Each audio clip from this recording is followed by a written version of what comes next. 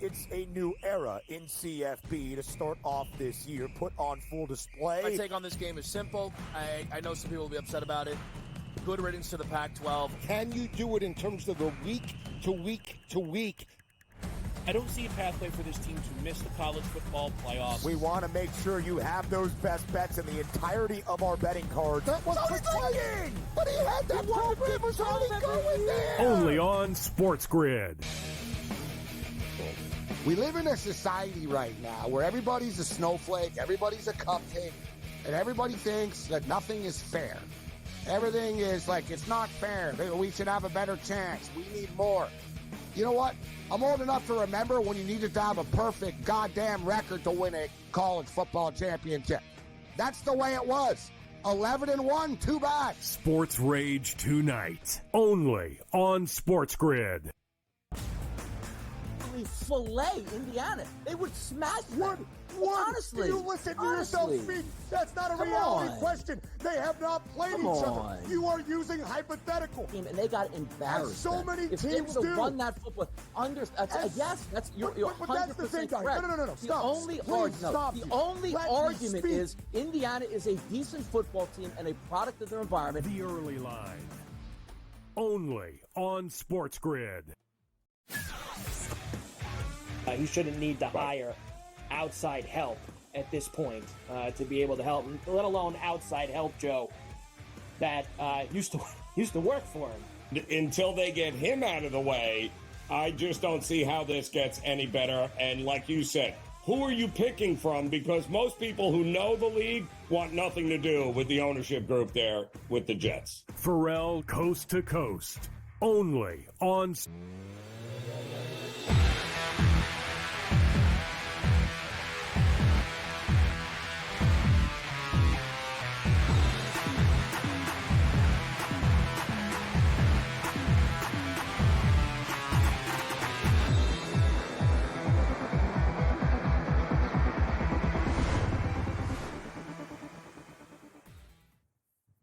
All right, welcome in-game live game day. It is the Friday after Turkey Day, also known as Black Friday, especially if you're a Chicago Bears head coach. Former head coach here. We've got plenty to tackle with you here over the next 4 hours. I'm Raineri, joined by my good friend, like putting a band back together here, Scotty. It's always a pleasure to see you, my man. We get to hang out on this Friday edition as we've got NFL coming up here. Kansas City taking on the Las Vegas Raiders. That'll be your lone NFL game here today. I don't know how much of a game that's going to be, but we'll break that down for you. We also have plenty of college football on this Friday. Plenty of college football tomorrow with implications for the playoff. Mix in, a boatload of NHL, a boatload of NBA Cup action. And college hoops. And we have ourselves one of the best days of the year, Scotty, as we get ready to say goodbye to November. Welcome in December. We got to get this NFL game off and running, though, with Kansas City and the Raiders. So tell me what you're looking at here with this one. All right, I will start, Joe, with good news, bad news for Miami Dolphin fans. The good news is one of the coaches yesterday got fired. The bad news is it was not Dolphins head coach Mike McDaniel, although he should be out the door as well. I was telling everybody, I've told you, Joe, when I did a hit with you on Game Time Decisions, I was telling everybody that would listen the Dolphins were not winning yesterday. Just awful. So, but to today, I had to get that out of my system as a Dolphins fan. Kansas City, we're going to do a little SGP here to start the ball game off. We're going to use Kansas City. Let's throw a little sounder out there, actually, before we jump the gun here. There you go. Oh, look at this. Fancy. Yeah. How about that? So let's got a 5-legger here, all correlated really for pro Kansas City. I mean, who really is going into this game thinking the Raiders have a shot, right? So give me Kansas City laying to 13.5. We'll go over 41.5. You figure if Kansas City is going to cover that big number, we're going to get some points. Excuse me. Let's go over Patrick Mahomes, 255.5 passing yards. He's not the 300-yard passer that he used to be, but the key to all this is he came down and not complain, Joe, but just kind of whined a little bit about how all these Kansas City games are going down to the wire, and he wants to have the blowouts. So I'm guessing Kansas City's going to say, all right, you know what, we're going to let you throw and throw and throw some more. So let's go over Mahomes, 255.5 yards passing. And because of that, we'll go DeAndre Hopkins over 3.5 receptions and then over 37.5 passing receiving yards for Hopkins as well. So not a bad little parlay. You know, basically you're bumping Kansas City in the over from 2.5 to 1 to 7.5 to 1 when you throw in those other three little legs. Yeah, they are off and running. Kansas City starting with the ball. They are driving, of course. Scotty, if it ain't broke, don't fix it. I am not running to the window to lay double digits with anybody named Kansas City. They have absolutely burned money and backers this year as a big favorite. Yet they still only have one loss on the season. And the reason being, it's not the old Tyreek Hill days of the Kansas City Chiefs where they're gonna go out there and they're gonna boat race you. They didn't do it to Carolina on the road. What I played in that game last week, Scotty, which I thought was worthy of the same bet here, is I'd much rather take the Kansas City team total over 26.5. I expect them to score. I expect them to score on Carolina. They did. I expect them to score at home against the Raiders. I just don't. To me, when you start getting into that 2-touchdown thing, the thing I'm worried about is that backdoor cover late with nothing on the line for Kansas City, because that defense hasn't exactly been great, Scotty, over the last month. They've kind of went bend, don't break. And if that's the case, if they're up 3 touchdowns all of a sudden last 2 minutes of the fourth quarter, what are they laying on the line here not to give the Raiders a freebie at the end just to keep it within that number? So I think the team total is the way I would look in this one for Kansas City. That is how I bet it. But to the Raiders' credit, isn't this kind of their Super Bowl, Scotty? It always is in this game. This game is always the wackiest of all the division series between the AFC West. This is usually the craziest. Yeah. And they beat them last Christmas, if you remember that. Yeah. But I'm going to use that as a reason. You know what I mean? So, and the Raiders were as bad as they were last year, and Kansas City was obviously as good as they were last year this year. So nothing really has changed. That's not a bad way to go, Joe. Really, when you think about it, right? I mean, the chances of them covering 13.5 and not getting to 27 points, I mean, 20-3, yeah, it could, but chances are real good. But they could easily score 27 points but not cover the 13.5.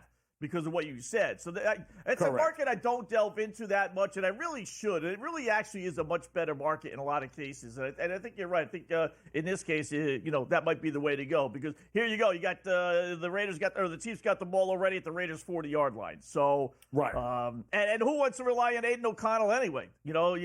Even if they don't score, either way, you might not get to the over with the 41.5 or, the Raiders. So that over team total for KC might be the way to go. Yeah, I think that's a good look here, especially given the fact that the total, Scotty, closed at what, 43.5? I mean, they're 42.5, 43.5. 42.5. I mean, so how many points are the Raiders getting here today? So you gotta wonder here exactly what are we going to get offensively from the Raiders, who I believe are going with O'Connell. Is that we know Minshew's done. O'Connell finally healthy after the broken thumb, so it looks like he is good to go. So we'll see what that offense can bring to the table here, if anything. But to your point, they beat him on Christmas last year. Nobody saw that coming, and that was O'Connell, I believe. Was it not? That's a good question. It certainly wasn't Minshew, so more than likely, because Jimmy G was out, so that had been O'Connell. How weird would that have been? That's what I'm thinking. O'Connell. Let me tell you, Joe. If the Raiders win today, Aiden O'Connell should just quit. Just retire and be able to tell his kids, and his kids' kids, I was undefeated against maybe the greatest quarterback of all time, Patrick Mahomes, 2-0, on national TV, both games, not even fluky off the beaten radar games. Yep. I agree 100%. They still have the ball, by the way. Now they're getting inching a little bit closer to getting some points on the board. We do have also, Scotty, some college football going on right now. It looks like Minnesota, 3 minutes left to go. Looks like Minnesota is going to handle business. PJ Fleck goes to Camp Randall, 24-7 over Wisconsin. Boy, Wisconsin just threw in the towel there, huh? After getting boat raced last week by Nebraska, they come home and they get absolutely destroyed by Minnesota. Oklahoma State basically quit on the season about 6 weeks ago. They're losing 52-0, Scotty, over Oklahoma against Colorado. You got an interesting one, and we'll talk more about this game coming up, but Boise State, number 11, they are in line for that coveted, the rest of the Power of Five there, and get a guaranteed spot into the top 12 playoff. They were laying 18 here. It's 27-18 right now against Oregon State. Still got about 3.5 minutes to go in this one. Oregon State is driving. So this game is going to be a little bit closer than any of the Boise State fans would hope it was. We'll talk more about that. Plus the Egg Bowl coming up. And if there's anything Scotty Wetzel loves more than, Kansas City Raiders, it's the Egg Bowl. We've got you covered. In-game live game day continues on the...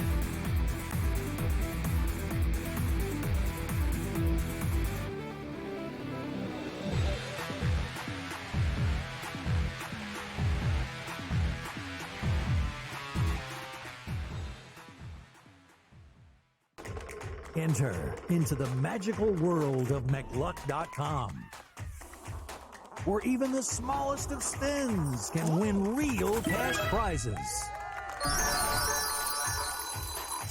Adventure into over 1,000 of the best Vegas-style slot games. So what are you waiting for? Unlock your free welcome offer today. Join the fun where winners play and players win. Anyone that's been to a sporting event, the atmosphere before a game, I think Game Time Decisions has that same exact atmosphere. This is our arena.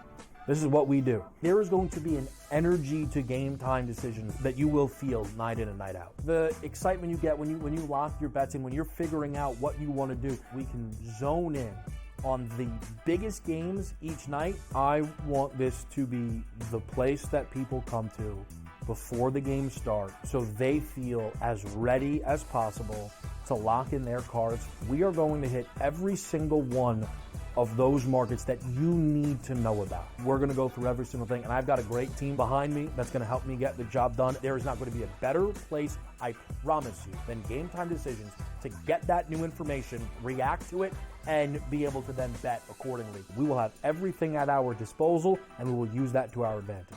I'm Kevin Walsh. Tune into Game Time Decisions from 6 to 8 p.m. Eastern on SportsGrid. Your gut says Miami is going to win, and you should take the over. Your gut also said your NFT selfies would only go up in value. They didn't. But your head is on SportsGrid and knows the QB is in concussion protocol. The backup has a 45 QBR against the zone coverage. The New York D has the most sacks in the league. So yeah, trust your head. It's smarter to be on SportsGrid. Right here with you on Pro Football Today on SportsGrid. Odds in motion, trying to see what lines have moved throughout the week. Never felt more comfortable in this set than I do for this year. I'm ready. I'm just getting angry. The hot takes are going to be here all long, people. What in the world is going on in Miami, Dom? It's not particularly anything to shy away from just because many people are on top of it. Hot take, hot take. I think this line is asking you once again to take the room. Pro Football Today, only on SportsGrid.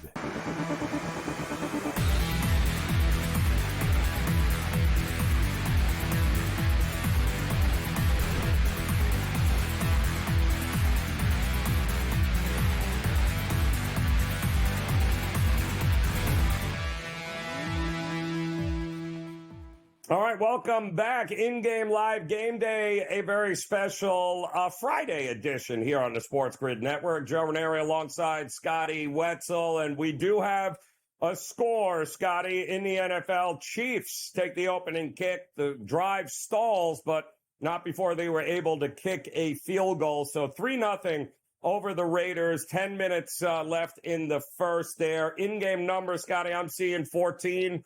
41.5 is what I am getting for the for an in-game total there. Again, that closed somewhere around the 13 mark. So for a field goal, and they chewed up, 5 minutes on the clock to get one.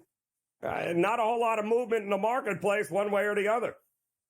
Yeah, 13.5 FanDuel's got it in the 41.5. So they went right down the field, first possession, kind of like the Detroit Lions yesterday. This is early on, obviously, in this game, but Detroit up and down the field, they went first half, right, kicking nothing but field goals, allowing the Bears to kind of hang around. And we all know what happened in the end. Let's hope if you're a Kansas City backer laying the big wood or the team totals, we talked about it, you at least get some yards out of it. So the one thing that I find encouraging, which, I kind of thought might happen today, is that they did throw the ball 8 times. Now, 4 completions, but they did throw it 8 times. And like I said, I got a feeling with Mahomes, whining about all these close games that they're just going to say, all right, here. And I love his passing attempts. We didn't get a chance to throw that out there. But you can bet a lot of these things you could bet in-game stuff. So you can still bet his passing attempts, although I would wait for them to get the ball back. But I think it was 33.5, and I think he closed, maybe even 40 attempts today when everything is said and done, Joe.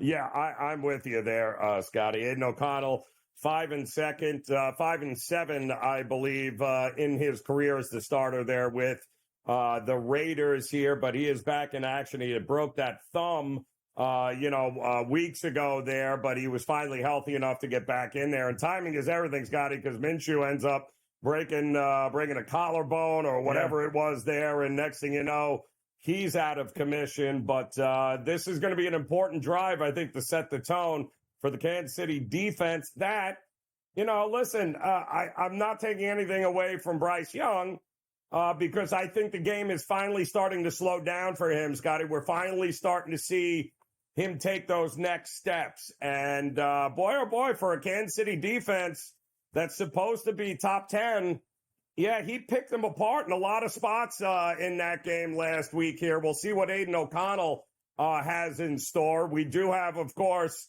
a couple of games still going on in college. I had mentioned, Scotty, that Boise State, in a pretty big spot here with an opportunity to get that guaranteed playoff spot in the top 12, and they kind of control their destiny, right? Just win out. They were a big favorite over Oregon State. We're in 2 minutes here, 27-18, Scotty, is what I am seeing. And you had pointed out off air, you're not all that impressed with Boise State recently, are you?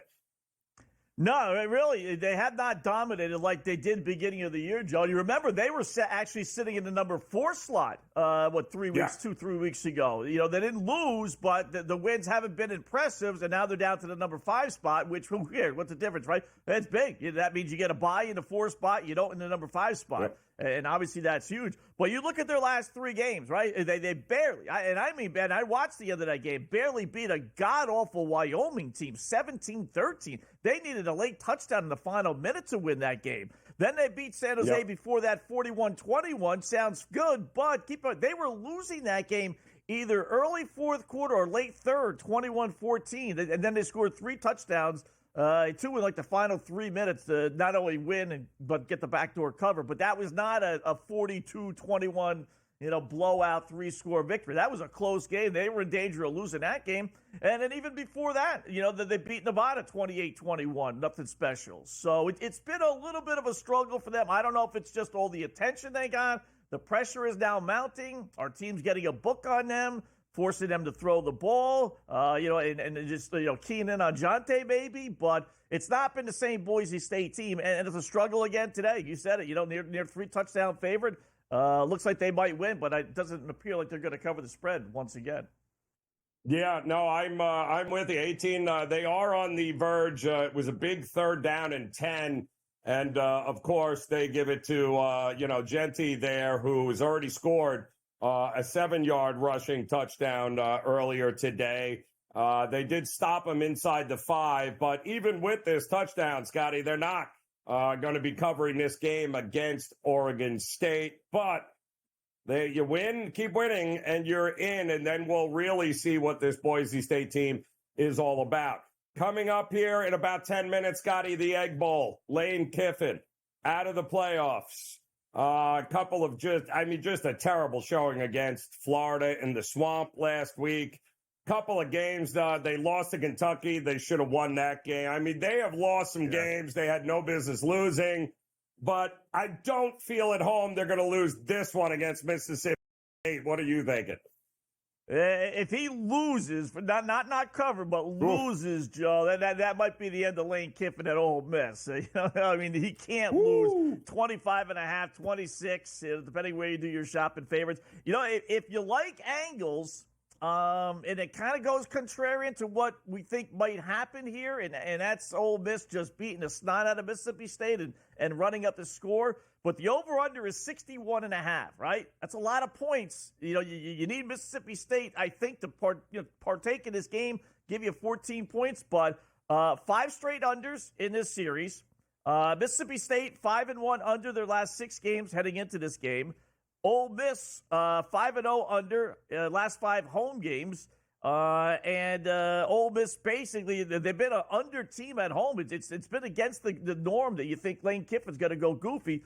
43-21 under. And then Ole Miss 9-2 under their last 9 games overall. So that's a lot of under trends. So I'm going to go towards the under here, even though I think it's going to be a blowout. Yeah, ton of under trends there. Yeah, 24.5, 25, I think is what Lane Kiffin is laying. The question, I mean, that defense of Mississippi State is not good. That's a lot of frustration that Ole Miss has built up here now. And this is exactly the kind of game that Lane Kiffin drops 60 on you if he can. So I think a cover is in the cards today. We'll have more on that, an update from Kansas City next year on In-Game Live Game Day.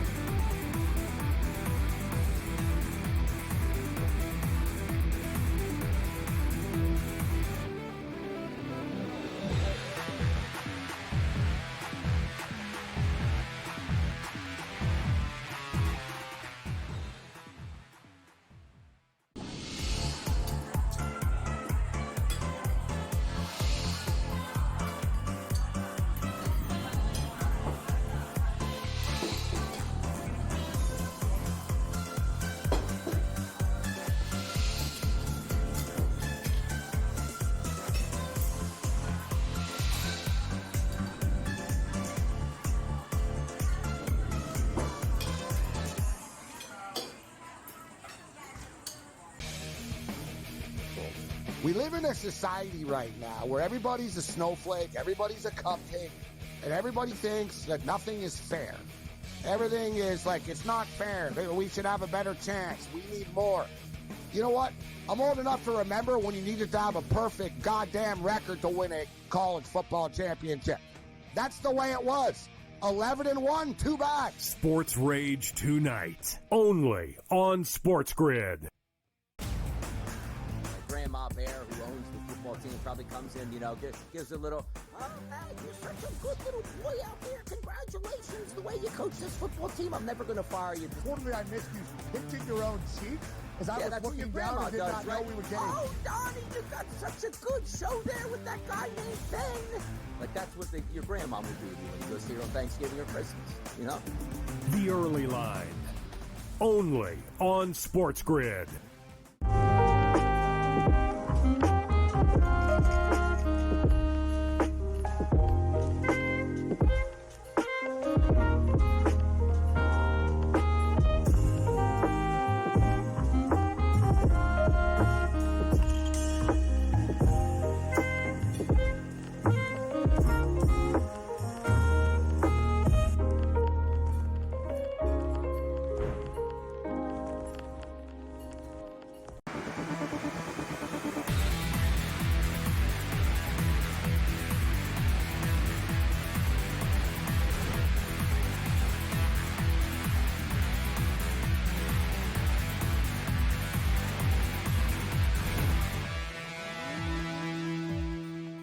All right, welcome back in-game live game day here on the SportsGrid Network. Joe Raineri alongside Scotty Wetzel as we are keeping our eye on, well, just a boatload of games across a bunch of different sports here today. The NFL underway on their very special edition of Friday football here with Kansas City up 3-0 over the Raiders right now. The Raiders looks like they were punting the ball back, and I'm not sure if there was a penalty or what, but they are reviewing something Still 3-0 in that game there, Scotty.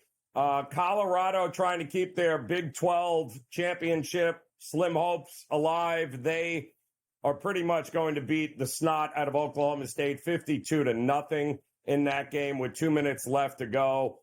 We mentioned Boise State. They got it done, Scotty. That game is finished. They win. And so did Minnesota. You want to talk about a collapse of a program in Wisconsin who fired the offensive coordinator a couple of weeks ago. And that doesn't seem to help here, Scotty, because they still have no offense. And I don't know. I mean, what is going on with Wisconsin here? Good win by Minnesota. Just terrible for Wisconsin. Oh, it was awful. I mean, I got to admit, I love Wisconsin. I mean, I love the spot. Let's put it that way. You know, Minnesota's 6-5. They're playing for nothing. They're already bowl eligible. And Wisconsin was 5-6. They're at home. It's senior day. You know, so you're taking on a team that's playing for nothing, and you have everything riding on it because you need one more win to become bowl eligible at 6-6. And they're not even competitive. It was 14-0 blink of an eye. But it's the same team, Joe, that took Oregon down to the wire, 3 weeks ago? I mean, they nearly knocked off the number one team in the country, and then they get lambasted by Nebraska last week and a no-show this week against Minnesota. So I'm very surprised with that one, just because, like I said, not that Wisconsin's better than Minnesota or vice versa, but just when you play spots like I like to do, I try and find teams that have a reason to play, motivation. Like I said, senior day, we need a win. Do you want to go back home to Wisconsin in January, or do you want to, go out to the Bahamas and play in some dopey bowl game where they're going to treat you like gold, right? I mean, so you think everything would have leaned toward Wisconsin today, but not the case. So they're going to finish up 5-7. Very, very surprised on that one.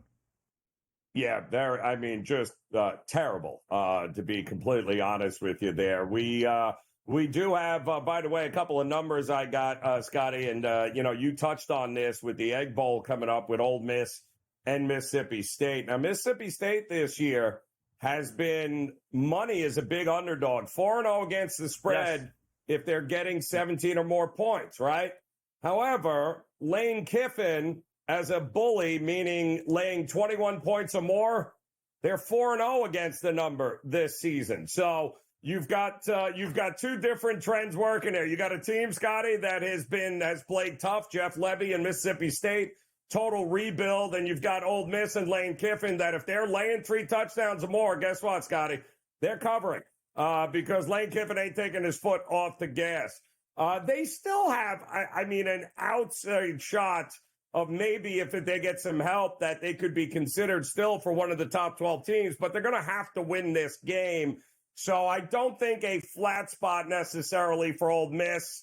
I just think this is where Lane Kiffin comes in and runs the table. And it's going to be very interesting to see how many points, Scotty, because I'm with you on the under. How many points is Mississippi State really adding to this score as that game is getting ready to kick off here? So I might even look, Scotty, I'll take a look at the number, but maybe a Mississippi State team total under as well, because that Ole Miss defense ain't no joke either at home.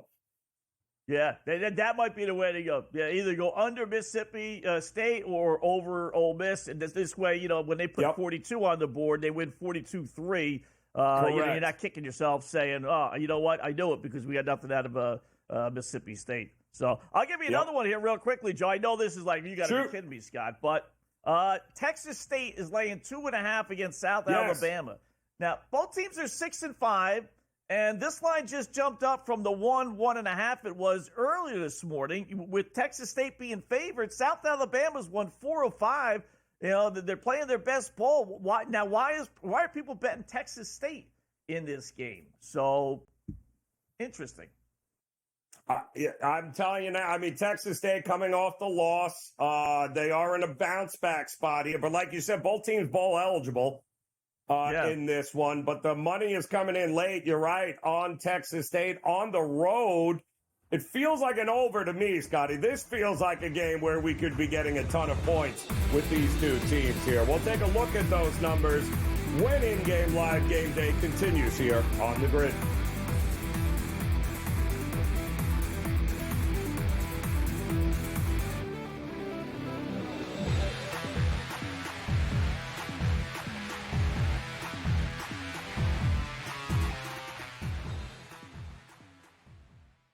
Your main event, tail of the tape for Battle of the Giants. Francis Ngannou, 38 years of age. Reina Ferreira is 34. Francis standing 6 feet 4 inches tall. That's usually the bigger man, but tonight he'll face a man who is 6 foot 8. Reina weighed in heavier, has the longer reach on arms and legs.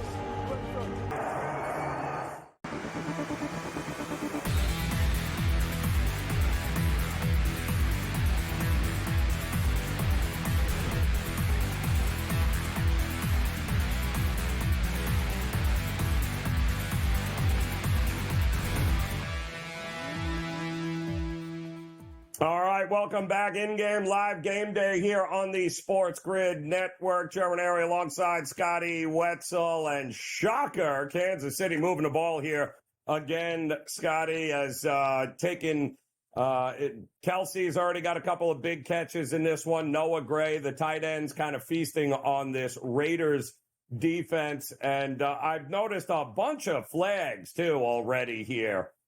In this early going. Boy, wouldn't that be something if the refs make it all about them on this Friday standalone game in the NFL here. But so far, not that impressed with Mahomes. He's overthrown a couple of guys, been way off on others. So, but this is what we've gotten all year from Kansas City, right? They in the fourth quarter, I'm putting all my money on them. In the first 3 quarters, Scotty, I don't know. I just don't know what to make of them. I really don't. Yeah. And oh, by the way, nationally televised game, and I didn't think about this, and I'm disappointed in myself here because nationally televised game. So who do you think they're going to showcase today somehow, some way? Who do you think's going to show up big after basically being invisible last game? Travis Kelce. This way we could show you-know-who on TV 5,000 times. Kelce already 4 receptions for 56 yards, already eclipsing his numbers from what he had the entire game last week, Joe. Just like, are we done already? Listen, he's going out with her, all right? It's been a year. Who knows? They may get married. I mean, they're human beings. They're dating. It is what it is. It's not like they, are we done with this fascination with her and Kelce? I mean, wow. Scotty, I listen, I lean on you for that kind of insight, and you didn't bring it up here. And we should have both realized what was going on here. With there's shopping today. There's a little something for everyone. And, boy, oh boy, I've already counted 3 times on the television. They are going to have to punt, though, it looks like here, as 4th and 20. The penalties drove them out of field goal range. So Kansas City punting it back, I believe, to the Raiders. In the meantime, Scott, a couple other sports. We'll go around the horn here on in-game live game day. The Florida Panthers and the Carolina 3-1 already, Scotty. We got 4 goals in the first period. Still got 5 minutes to go there. Shaky goaltending for this Carolina team. And the Panthers look like they have figured it out again after what was a terrible stretch of hockey for them. Also, you've got one NBA game going on, Scotty, which I don't know. People might be sleeping on the Atlanta Hawks because of how terrible they've been early on in the season. But the reality is they beat the Cleveland Cavaliers for a second time, Scotty. Don't forget, they already beat them. What was it? Last week, they had already beaten them. They're all healthy now. I mean, this entire Atlanta team, this Atlanta Hawk team is back healthy. And wouldn't you know it, they're up 9 already here with about 2 minutes left to go before the break. And just like that, Atlanta could win the group, Scotty, and be primed to make a run in this NBA Cup. It's crazy. Yeah, they played them on Wednesday, Joe. They beat them in Cleveland, handed the Cadavers, as I like to call them, their second loss of the season. So I was on the Cleveland today, thinking there's no way Cleveland, 17-1, right, is going to lose back-to-back games to the Atlanta Hawks. The same team, Joe, that lost not once but twice to the Washington Wizards earlier this season. Yep. I mean, how goofy is that, right? If you ever wanted like a sports like you can't predict anything, the Atlanta Hawks lost to the worst team in the history of mankind twice, the Washington Wizards, yet then beat the hottest team in the NBA maybe twice, in a 3-day span here. So, go figure this stuff out. So I did like Cleveland. I got to see them lose twice to Atlanta, but they are getting healthy, as you mentioned. They traded away DeJounte Murray. Maybe it takes them a few weeks here to kind of get themselves all situated. And maybe this is the real Atlanta Hawks team versus the one that, again, lost to Washington. Go figure twice. Washington's only 2 wins on the season, by the way. Right. And it's funny because this would put Atlanta already beat Boston. This would put them in a prime spot here in this NBA Cup to not only win the group, but have a pretty good opportunity here to keep advancing. So I don't know what the future numbers are for Atlanta, but I'll tell you this, everybody is back healthy finally for them, and that's the first time all year long, and I think that correlates to why we're starting to see some better basketball from the Atlanta Hawks. Plenty of other games coming up a little bit later here today on the card. A full, of course, NBA slate, Scotty, which is always fun. I believe we have one game that was already in the books, and that was the Knicks barely beating the Charlotte Hornets there to get the win. Boy, that was interesting early this morning, early start time here. And you've got a game coming up at 5 o'clock with New Orleans and Memphis, and, of course, Ja Morant getting back. But when is New Orleans going to get anybody back? Looks like McCollum is finally coming back around, but, no Zion. This Pelicans team also. At some point, Scotty, they're going to get some guys back healthy. They're going to be bettable, are they not? Because everyone's going to have stuck a fork in them already. Yeah, and then you got to get monster numbers on them. Like right now, they're not. Yep. They're 4-15, and they haven't covered many more than that against the spread. Yep. So they're a real road record. Unlike Toronto, which is awful, but their spread record is one of the best in the NBA. That's not the case with New Orleans. They're awful. And you got a Memphis team now. You're laying 11.5, Joe. That's a big number, right? But they are 10-1 straight up, or against the spread. Against the spread, rather. Memphis in their last 11 games, including 7-1 at home. So they've been covering the number. New Orleans has not. But this Pelicans team, you're right. Now you want to buy low, right, and sell high. So if you thought this New Orleans team was going to be good, and I did at the beginning of the year with all the pieces together, you might not get a better number than what you're going to get right now. But you just need these guys to come back. There does come a point in time where it's like, okay, you know what? Even if they come back, there's not enough time, and they might not make the playoffs in the Western Conference. But, that's a couple of months down the road. So they should be, when they get back, one of the better teams, I think, in the West. Sky, I was with you. I thought with all the pieces that they had, they would be pretty decent and worth the look. But for Memphis, they've been hurt too. Ja Morant back. Still no Zach Edey available to them. He is still out. But Brandon Ingram out. Jordan Hawkins out for New Orleans. Trey Murphy listed as questionable. Jamal Cain listed as questionable, but no Alvarado, no Herb Jones, no Zion. So McCollum is back, but I'm with you. If I can get Ingram back in that lineup, Scotty, I think I'm going to be looking for spots to back New Orleans. But that game is coming up at 5 o'clock in Memphis as the NBA Cup continues. Also, plenty of college basketball here, Scotty, today. These tournaments here at the holiday time, feast week. We've got tournaments happening with, all the blue bloods around the country right now, which is all fun and dandy. We got some title games coming up. I know out west, Purdue getting ready to battle Ole Miss in a title game. Some of the consolation games right now, Arizona is playing West Virginia. Arizona has lost 3 of their last 4. West Virginia should not have lost to Louisville yesterday, but they ended up doing it because they couldn't make a bucket late. I don't like this Arizona team at all here, Scotty. I didn't like them laying 7. I like them even less now that they're only up 3. Yeah, I didn't like them. I watched them against the Dookie Pukies the other day, earlier this week, and they got completely outplayed. And they were on their home court for that one. And that was as one-sided as one-sided can be. So, the two teams I'm going to be looking to go against that, historically have been good, but might be a little bit overrated, Joe. Them, Arizona, and I don't think this 3-game losing streak by UConn is any fluke. I know the officials were all upset with Danny Hurley. I get all that. But I just don't think that team is nearly as good as what we've seen, obviously, the last couple of years, which is championship teams. Yep. Yeah, well, by the way, stop blaming Hurley. And we'll talk more about that as in-game live game day continues here on the grid.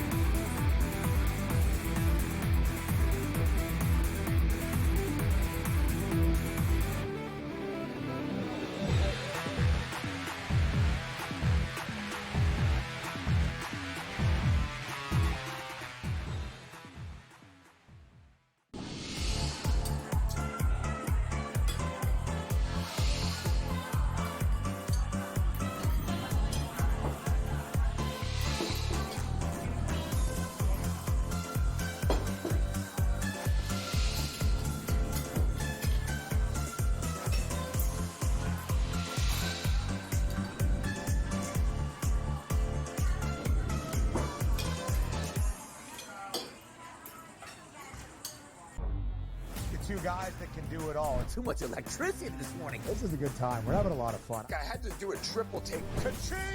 Why? Because he's parody. I didn't mean to offend. Yeah, it's not going to happen. Load management is a dirty word. Let him rip. You know what? Circumstances provide the results. What? How do you do this one? Oh, Donnie, you got such a good show there. A network that is booming. The Early Line, only on SportsGrid. The sharpest football contest show in the land, the Las Vegas Football Contest Show, focuses on Circus Sports Million, Circus Survivor, and the Westgate Super Contest, handicapping the games and releasing our contest picks every week of the season. With two former Super Contest winners, Brady Cannon and James Salinas, a former NFL player, Mike Pritchard, and over $1 million in contest prize money won combined, the Las Vegas Football Contest Show will have you prepared this season like none other. Filet Indiana. They would smash them.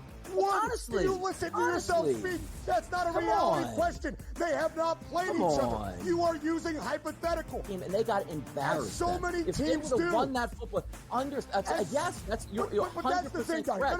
No. The Stop. only argument is Indiana is a decent football team and a product of their environment. The Early Line, only on SportsGrid.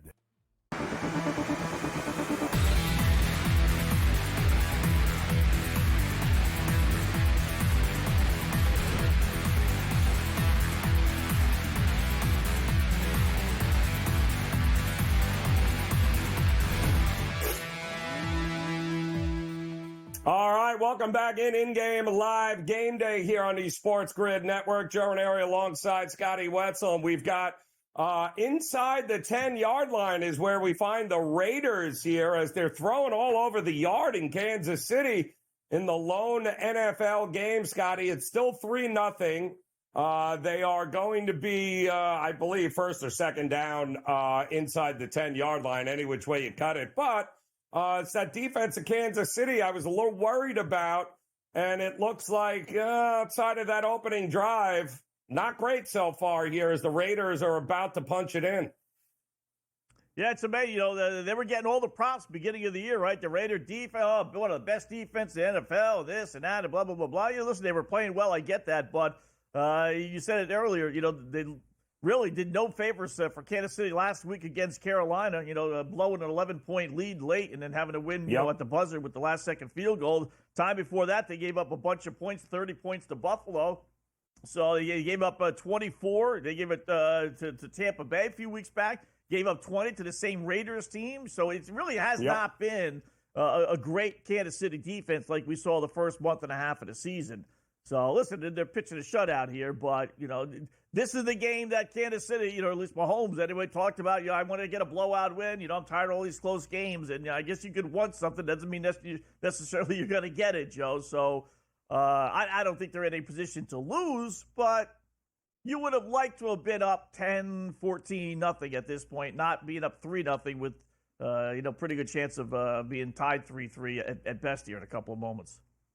Well, here's what I want. I want the Raiders to score so we can get the Chiefs at a much more palpable number here. 6.5, Scotty, is the in-game number right now. And the Chiefs are up 3-0. But again, it's they're inside the 5-yard line, the Raiders. So I'm going to imagine they're either tying this thing up or taking the lead. And if they do, I'm guessing 3.5, Scotty, would be what the number is, somewhere in that ballpark, if that's the case. I don't think it'll drop that low, Joe. I got a feeling they're anticipating them scoring a touchdown. I think if they don't, it might go back up a little. Remember, they were a 13.5-point favorite. That's what I mean. That's a big drop.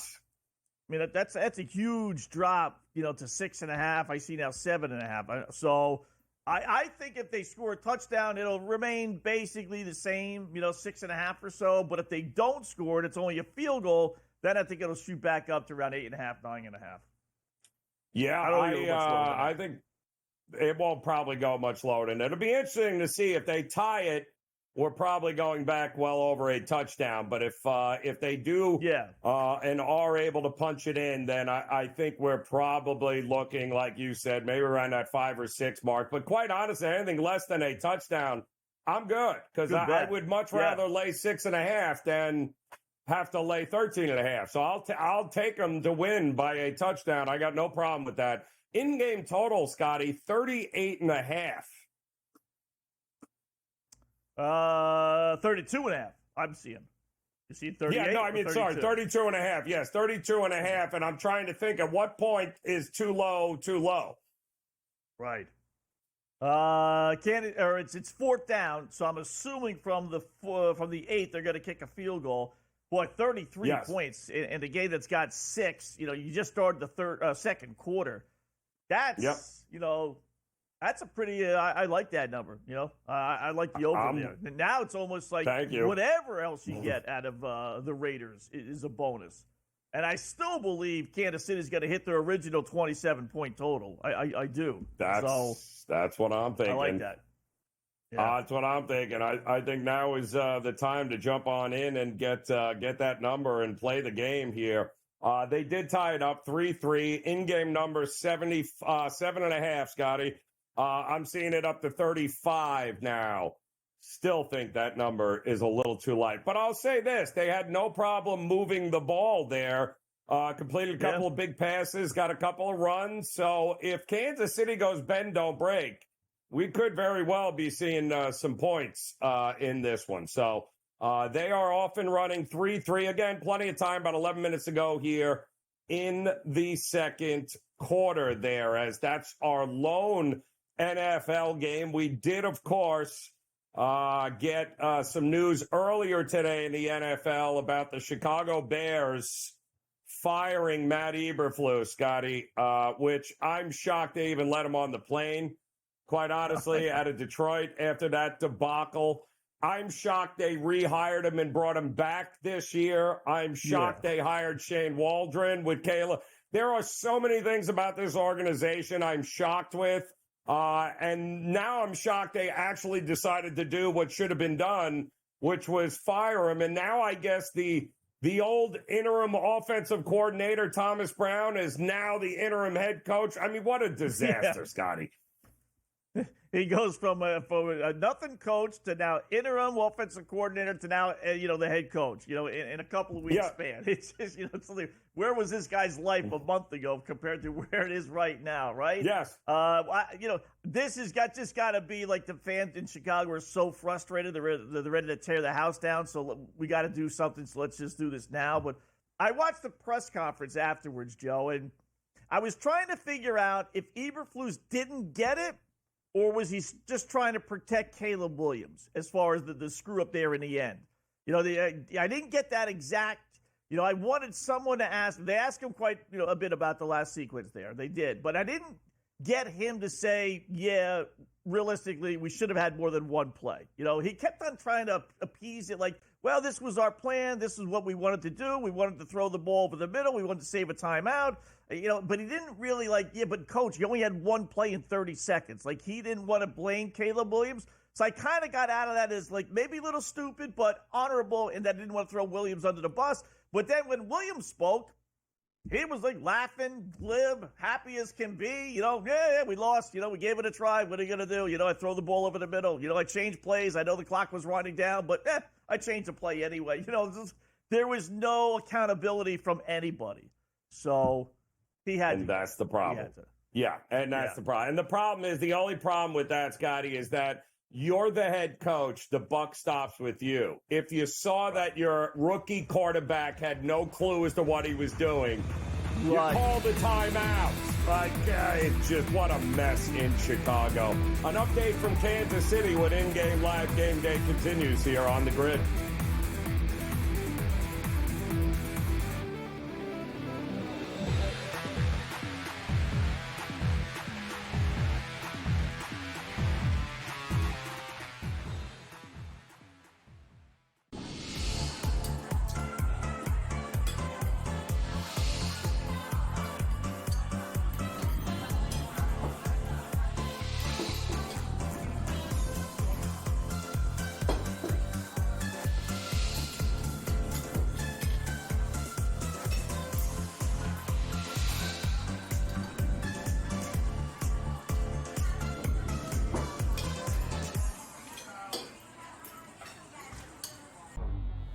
Two guys that can do it all. Too much electricity this morning. This is a good time. We're having a lot of fun. I had to do a triple take. Ka-ching! Why? Because of parity. I didn't mean to offend. Yeah, it's not going to happen. Load management is a dirty word. Let him rip. You know what?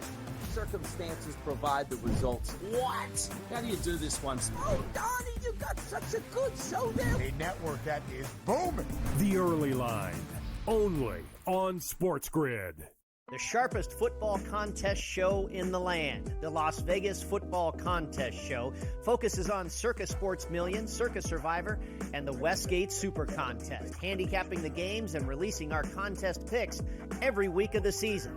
With two former Super Contest winners, Brady Cannon and James Salinas, a former NFL player, Mike Pritchard, and over $1 million in contest prize money won combined, the Las Vegas Football Contest Show will have you prepared this season like none other. Fillet Indiana. They would smash them. What? Honestly. Do you listen to yourself speak? That's not a reality question. They have not played each other. You are using hypothetical. And they got embarrassed. As so many if teams they do. Won that football. Yes, that's you're but that's the thing, guys. No. Stop. The only argument is Indiana is a decent football team and a product of their environment. The Early Line, only on SportsGrid.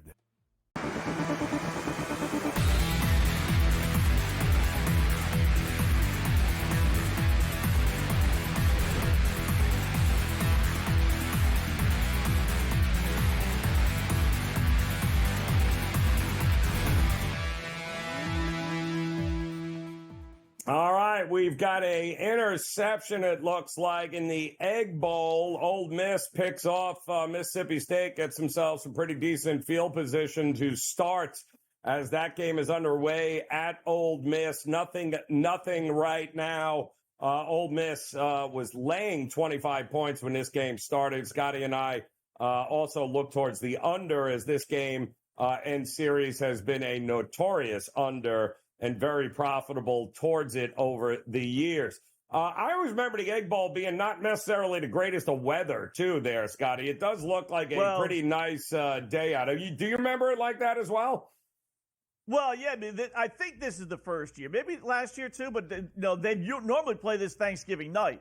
So, right, correct. And the weather's been awful. Yeah, so this was normally the Thanksgiving Day game. Now they moved. I think this is the first year they've moved it now as part of the Friday afternoon slate. So they lost their Thursday Thanksgiving night. So those Thursday night games, it would be blizzard, snow, and freezing. I remember there was one game it was raining down in Mississippi. So that may play into the history of this game being a lower scoring. So whereas today, obviously, it's in the afternoon, a little bit better conditions there. So first minute and a half in, you're already throwing an interception. Yeah. Minute and a half in, Joe, and Mississippi State's throwing an interception. This does have 60-0, right, written all over. And you're right about Lane Kiffin. After losing last week, and he was pretty despondent in his press conference, any chance he could put 40-50 on the board, he's going to do it today for sure. Yep, that's correct. And it looks like we've got it looks like, they might have to settle for a field goal here. So we'll see what Kiffin does. Ironically enough, though, the receiver was tackled in the end zone. They didn't throw a flag. So looks like it's going to be one of those kinds of games here. We'll see how that turns out for him. We also have an interesting one coming up, Scotty, a game that I invested in with San Jose State taking on Stanford. That game is getting ready to kick off. And listen, San Jose State has been quietly a pretty profitable team to back here. Now, they already have their 6 wins on the season. Now, that doesn't, unfortunately, necessarily mean that you're headed to a bowl game, but I can promise you if you can win this game against Stanford, 7 wins, you're going to be in a much more profitable bowl game than first considered here. And they got absolutely boat raced last week in a rainstorm of all rainstorms. The San Jose quarterback here, Eget, was absolutely disastrous. He was 4 of 22. They lost that game to UNLV 27-16, but now they're home. They're on senior day. The kid has been absolutely fantastic. Took over for the starter about week 4 or 5, Scotty. Stanford cannot stop the pass. They're one of the bottom 5 worst pass defenses in the country. San Jose State offensively, they can put up points with this kid. He loves to sling it. It feels like with Stanford for nothing to play for and an opportunity last week, Scotty, to beat their rival Cal, and they blew it in the 4th quarter, an 11-point lead. Yeah. Man, it feels like it should be by San Jose State by 1 million in this one. Yeah, I was going to say, Joe, you talk about weird lines, right? San Jose State laying only 2.5 against Stanford. I mean, Stanford's got 3 wins. I will say this, that they played a little bit better. You know, they should have won the Cal game. You mentioned it. They blew it in the 4th quarter. In fact, they were up 2 scores, and they blew that game. And then they won the game before that as a monster home underdog. I forget to who, but I remember they did win. So they're playing a little better. It's a system play in that you have a team that's bowl eligible already playing for basically nothing versus a team that's playing its last game. Maybe that's why Stanford's only a 2.5-point dog. But as you pointed out, you know, San Jose State pretty good at home. You know, they had Boise down to the wire, and then they ended up blowing it. And then, you know, the misleading final score with that one. But they've been pretty good at home. I like San Jose State, too, laying the 2.5. Senior day, younger quarterback in there, you know, reason to play. 7-5, you said. I mean, most teams 6-6 get in. You can kind of one hand over the last few years, but you know, you want to. I could see the coach saying, "Listen, guy, we've had a really good season. We lost some good games to 2 of the best teams. Now let's go out and show that we're a 7-5 team, not a 6-6 team." So at home, I would lay the 2.5. Yep. Gotti, I'm with you. I think all signs pointing to San Jose State that can put up points in a hurry, and I just don't think Stanford is going to be great playing from behind. They don't have that kind of offense here. So that game is getting ready to kick off. All I'm watching here in Kansas City with the Chiefs and the Raiders is they're now handing the ball off to Bowers. They're using the tight end as a running back. I don't know what else to tell you. In-game live, an update coming back here on GameDay on the grid.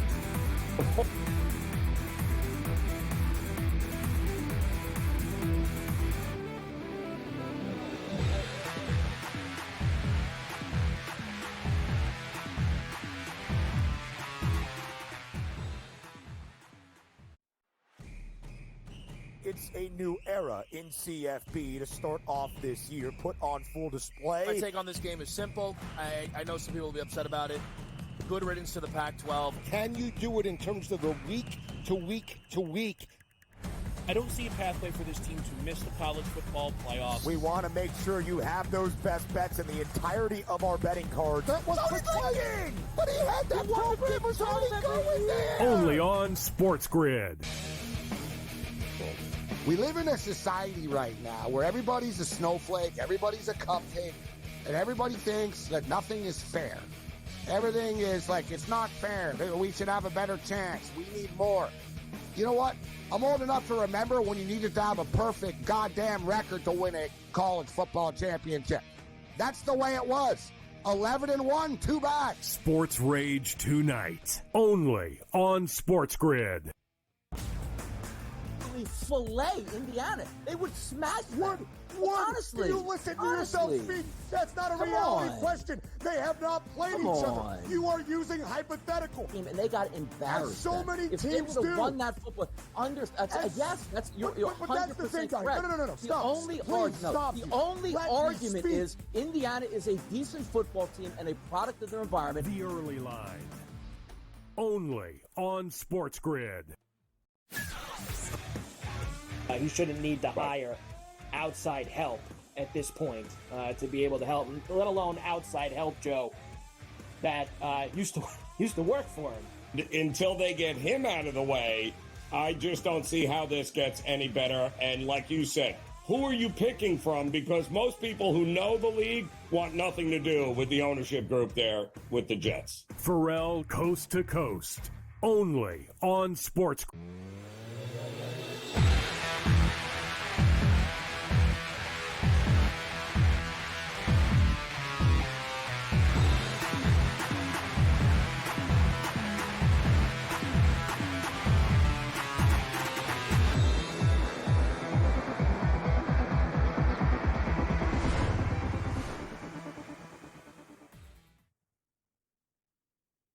All right, welcome back. Off and running another hour here of in-game live game day on the Sports Grid Network. Joe Raineri alongside Scotty Wetzel, as we've got plenty of football on tap here today. One NFL game, got a bunch of college football games, including one tonight involving Georgia and Georgia Tech, as it is rivalry week, which is always exciting. And by the way, it does look like the Raiders will be punting. This game is going to remain 3-3, unless, of course, they kick a 97-yard field goal, at which point then scratch what I just said.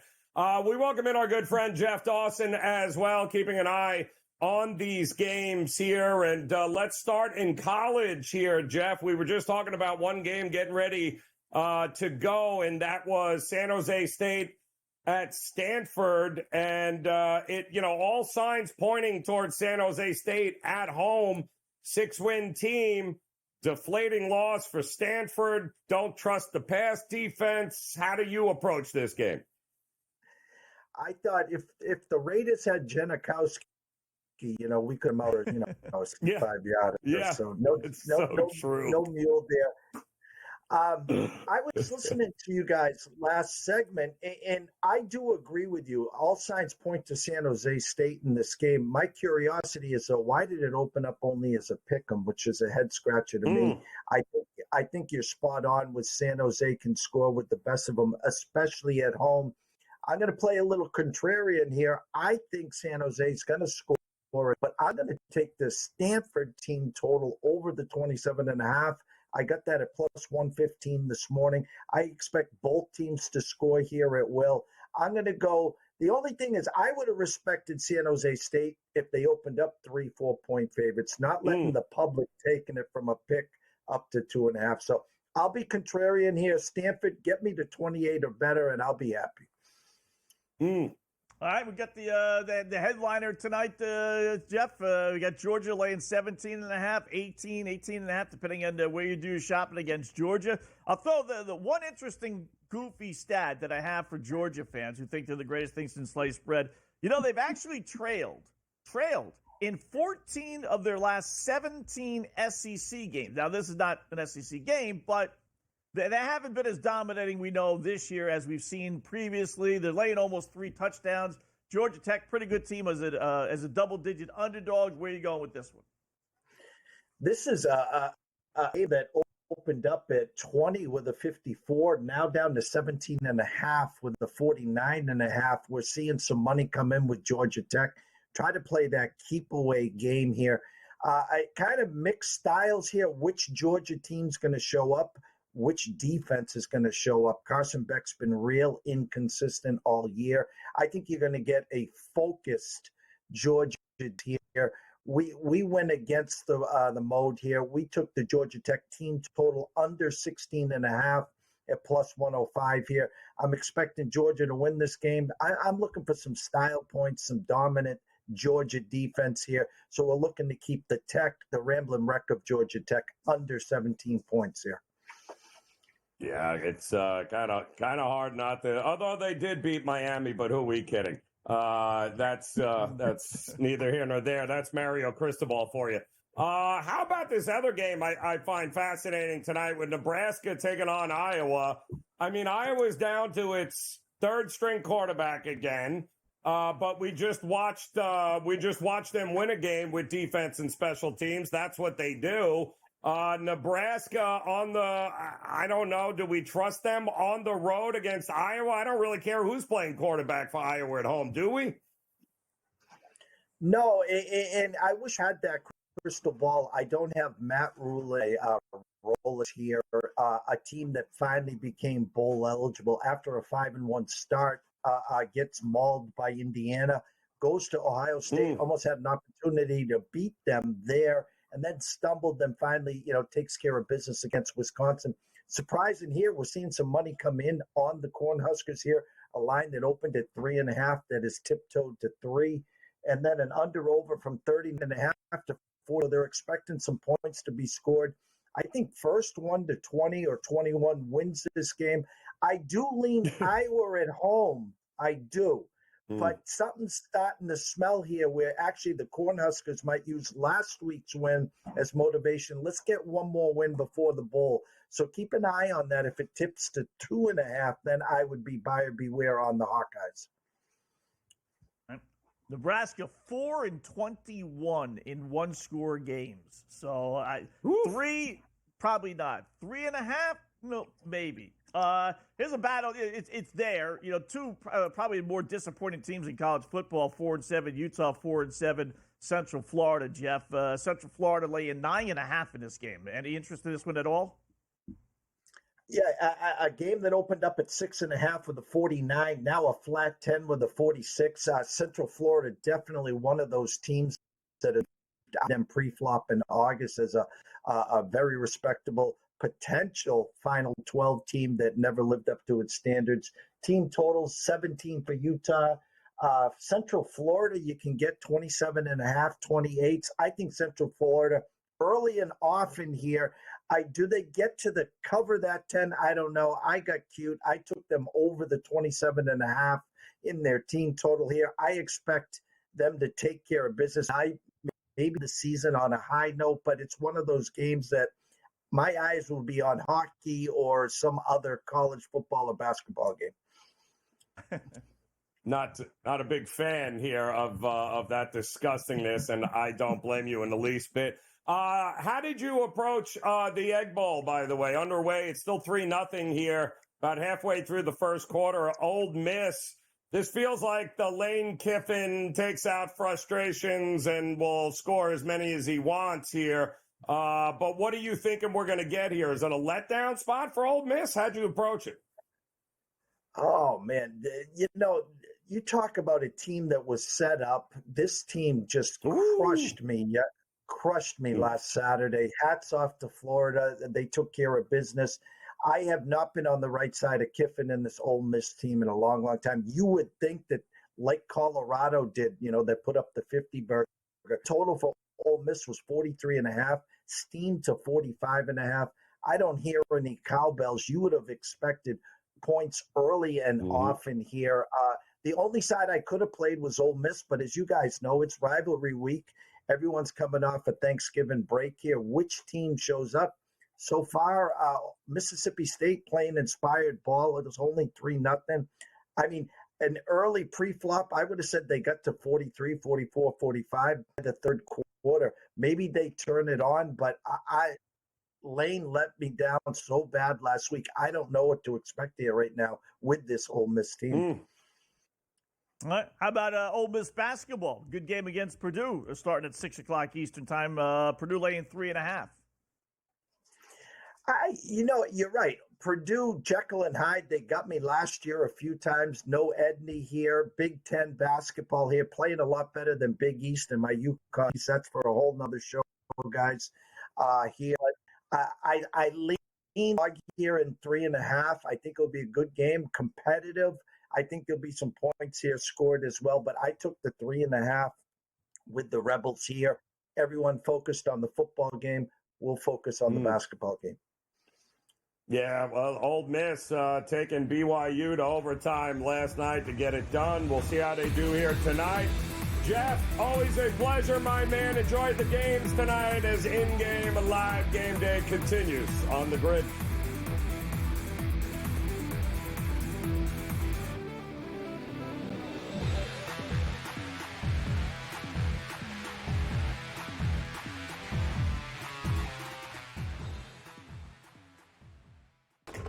Enter into the magical world of McLuck.com, where even the smallest of spins can win real cash prizes. Adventure into over 1,000 of the best Vegas-style slot games. So what are you waiting for? Unlock your free welcome offer today. Join the fun where winners play and players win. Anyone that's been to a sporting event, the atmosphere before a game, I think Game Time Decisions has that same exact atmosphere. This is our arena.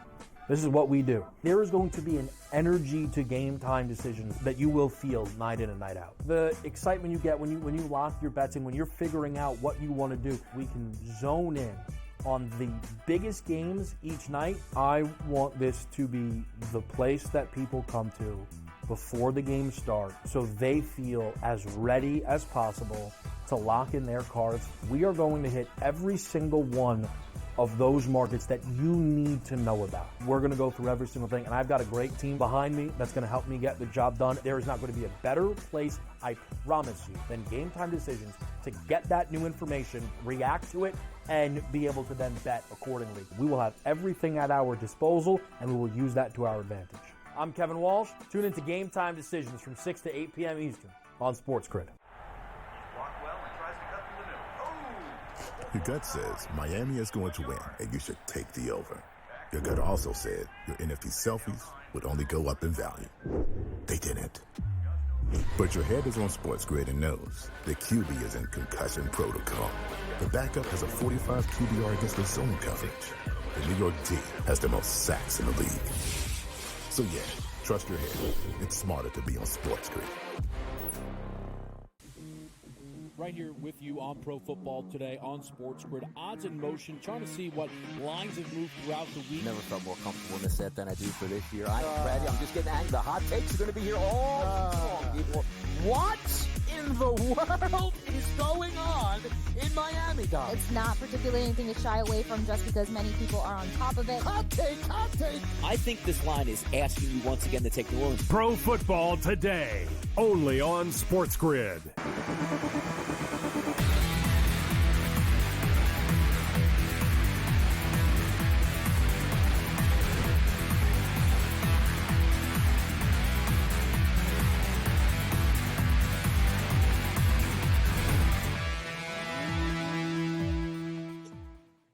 All right, welcome back in-game live game day here. Very special edition on this Friday as we've got football on our mind. NFL football as the Kansas City Chiefs have answered. Nice drive, Scotty.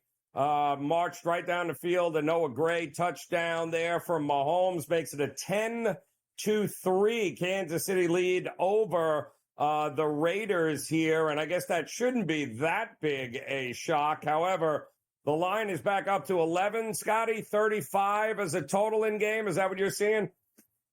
Yeah, 10.5.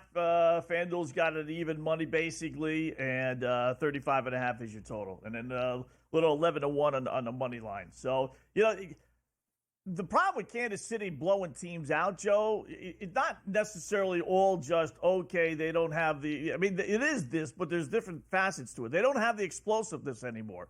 So they're scoring, but it's taking them 10, 11 plays. It's taking them 5, 6, 7, 8 minutes off the clock, 9 minutes, versus the old days when they would score in 3 minutes because you threw the ball to Tyreek Hill, then you had a young Kareem Hunt, and then you had a young Jason Kelsey, and bing, bang, boom, 5 plays, you're down the field, and it takes 3 minutes to score. They don't do that anymore. So I don't know what the percentage is of drives that they score on, but I bet it's not that much different. Just the problem is that, there's 2 minutes left to go in the first half. The first half is basically over, and how many times have they had the football? 4 or 5 times?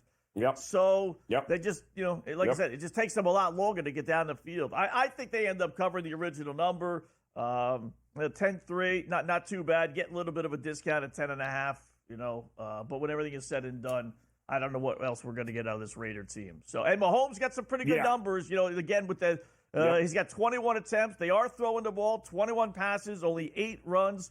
He's well past the halfway point, 21 attempts. Any kind of luck, the Raiders go 3 and out, and he gets the ball back again. He's got 149 yards passing. He's well onto his 255.5 passing yards number. So we'll take a look at halftime, I suppose. Maybe we'll get some new bets for second half, but those are looking so far so good. Yeah, so far so good in that one there. We do have a couple of college football games underway right now. Utah State in Colorado State. They're up 6-0, but threatening now inside the 10-yard line. We'll see if they can add to that lead. That one is about 2 minutes ago in the first quarter. We talked about it earlier, Scotty. Texas State, South Alabama. Just started in the second quarter, but it's not up at 14 apiece. We said, boy, that feels like we're going to get some points in that game. I think it was 61 was the total, but boy, does it feel like we're going to get some points still in this game. Yeah, back and forth. It was 7-0 blink of an eye, Texas State. Then it was 14-7, 2 blinks of an eye, South Alabama, and now 14-14. So I would still go with the over. I tell you, Joe, we didn't get to talk too much about that Colorado State game. That was another strange line. Colorado State's got a chance to still play in the Mountain West Championship game. They're 5-1 in conference play. So, I mean, this is a big game, point being for them. Utah State stinks this year, and yet they were only Colorado State at home a 4.5-point favorite. And lo and behold, they're trailing 6-0, and Utah State's got second and goal to Colorado State 2. So it's about to be either 9-0 or 12 or 13-0, depending on what they do with the extra point. So I'm curious to see what FanDuel will give us. Right now, it's locked. I guess they want to see if they're going to score or not, but maybe someone is out. I did not look too far into that game, but I just did notice that line seemed a little weird to me.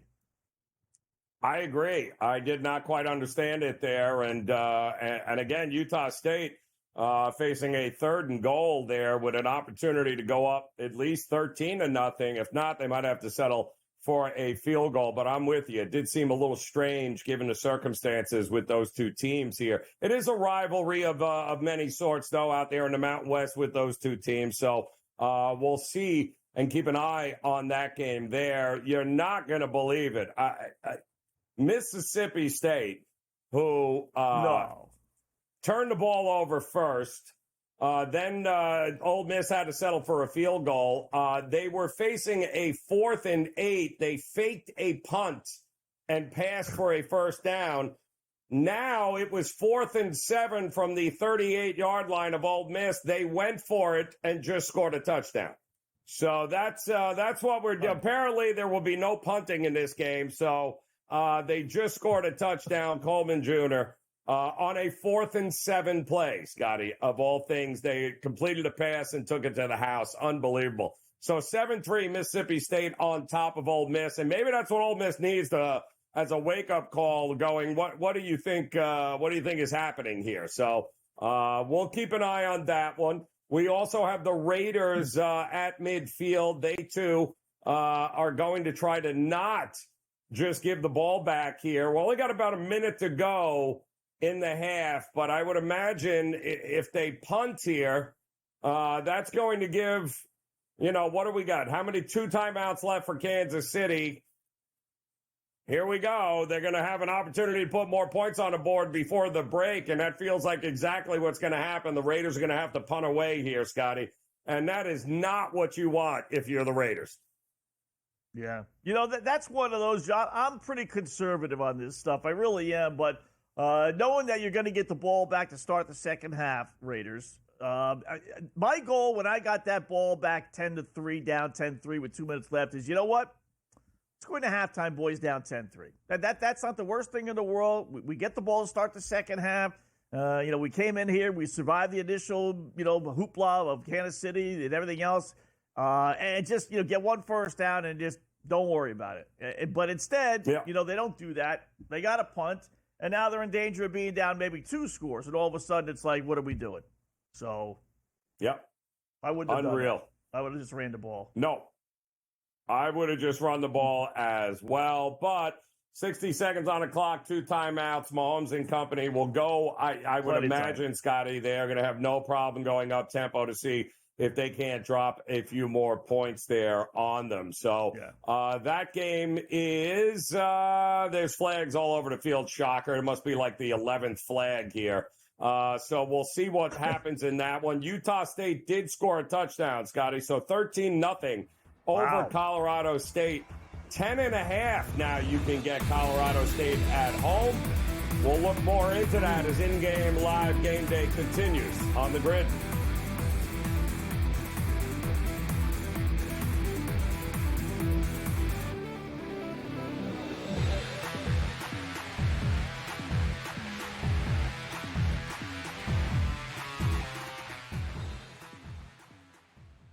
The sharpest football contest show in the land, the Las Vegas Football Contest Show, focuses on Circus Sports Million, Circus Survivor, and the Westgate Super Contest, handicapping the games and releasing our contest picks every week of the season. With two former Super Contest winners, Brady Cannon and James Salinas, a former NFL player, Mike Pritchard, and over $1 million in contest prize money won combined, the Las Vegas Football Contest Show will have you prepared this season like none other. We live in a society right now where everybody's a snowflake, everybody's a cupcake, and everybody thinks that nothing is fair. Everything is like, it's not fair. We should have a better chance. We need more. You know what? I'm old enough to remember when you needed to have a perfect goddamn record to win a college football championship. That's the way it was. 11-1, too bad. Sports Rage tonight, only on SportsGrid. Grandma Bear, who owns the football team, probably comes in, gives a little, oh, man, you're such a good little boy out there. Congratulations, the way you coach this football team. I'm never going to fire you. Totally, I missed you pinching your own cheek as I was looking down and did not know we were getting. Oh, Donnie, you got such a good show there with that guy named Ben. Like, that's what your grandma would do to you when you go see her on Thanksgiving or Christmas, The Early Line, only on SportsGrid.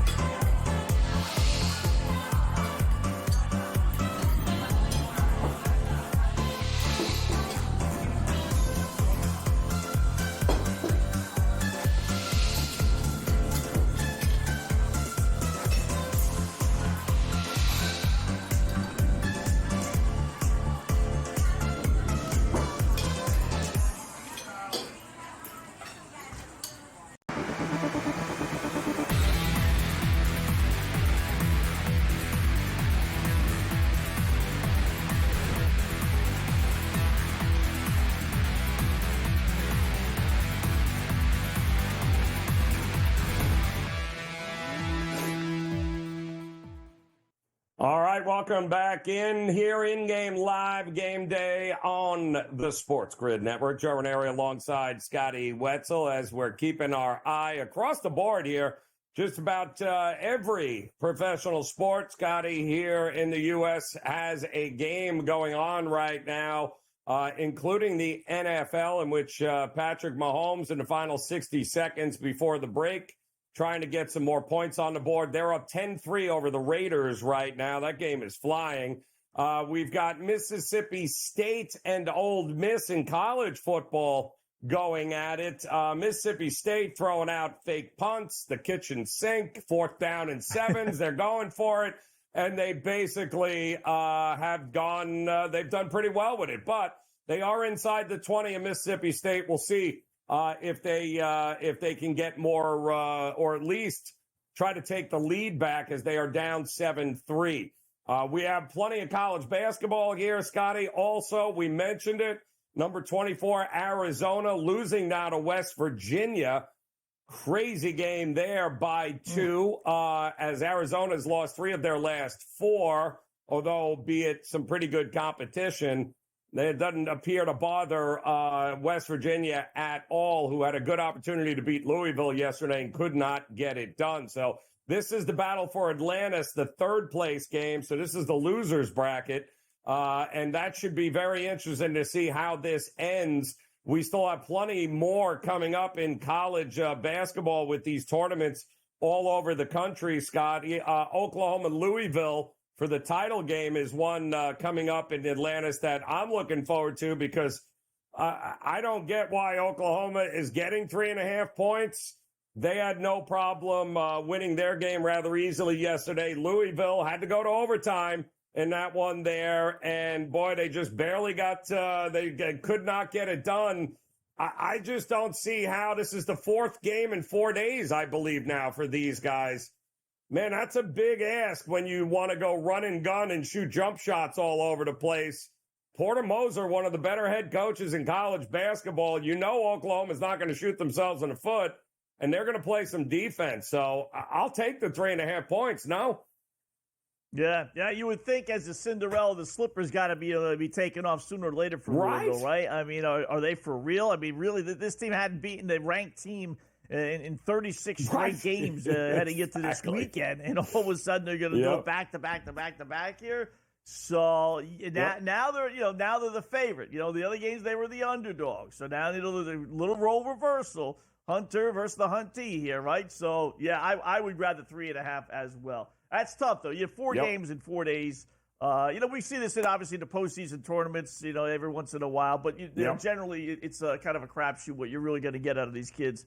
At this point, they're not only tired of playing, but tired of being there in the hotels and this and that and in and out. And, you just want to get the heck home at this point. So, but I would take the 3.5. I would, I mean, very disciplined Oklahoma team there. Again, had plenty of success with Porter Moser. Their style of play is very methodical. Louisville loves to get out and try and run and shoot shots. But, at some point, those jump shots, Scotty, fourth game in 4 days, you know what? They start pulling up a little short, and you ain't getting second chance points on Oklahoma. So the nightcap, though, in the Rudy Christian Invitational in San Diego is that Ole Miss Purdue game. Ole Miss, by the way, football did just score a touchdown. And it looks like they might be going for 2 here, Scotty. We'll let you know. Also, I'll let you know that Kansas City went for a 59-yard field goal, and it was not good. So they will go to the break ahead 10-3.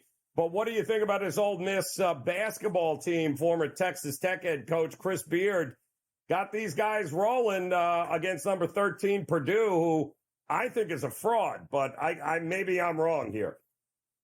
Yeah, I agree without Edey being there, right? I do like the over. I think that, at 144.5, it's not a bad little number. That's a modest number. I was hoping it would be in this range rather than the 150. Purdue likes to run and gun. You get these kids. They always seem to have enough energy to play offense. It's on the defensive end when you're playing 3 games in 3 days or 4 and 4, whatever the case may be. That I'm not going to get back right as fast as I normally would, right?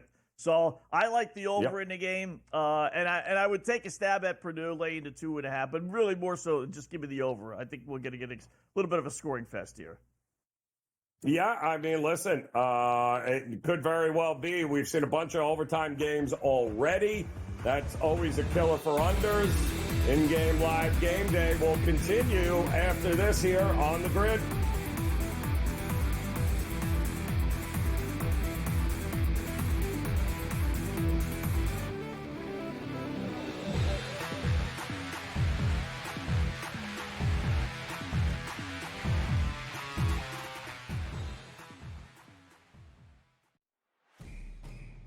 It's a new era in CFP to start off this year, put on full display. My take on this game is simple. I know some people will be upset about it. Good riddance to the Pac-12. Can you do it in terms of the week to week to week? I don't see a pathway for this team to miss the college football playoffs. We want to make sure you have those best bets in the entirety of our betting cards. That was playing, but he had that program was already going there. Only on SportsGrid. We live in a society right now where everybody's a snowflake, everybody's a cupcake, and everybody thinks that nothing is fair. Everything is like, it's not fair. We should have a better chance. We need more. You know what? I'm old enough to remember when you needed to have a perfect goddamn record to win a college football championship. That's the way it was. 11-1, too bad. Sports Rage tonight, only on SportsGrid. absolutely fillet Indiana. They would smash them. Honestly, you listen to yourself speak? That's not a reality question. They have not played each other. You are using hypothetical. And they got embarrassed. As so many if teams they would do. have won that football, yes, that's you're but that's the thing, guys. correct. No. Stop. The only argument is Indiana is a decent football team and a product of their environment. The early line, only on SportsGrid. He shouldn't need to hire outside help at this point to be able to help him, let alone outside help, Joe, that used to work for him. Until they get him out of the way, I just don't see how this gets any better. And like you said, who are you picking from? Because most people who know the league want nothing to do with the ownership group there with the Jets. Pharrell Coast to Coast, only on SportsGrid.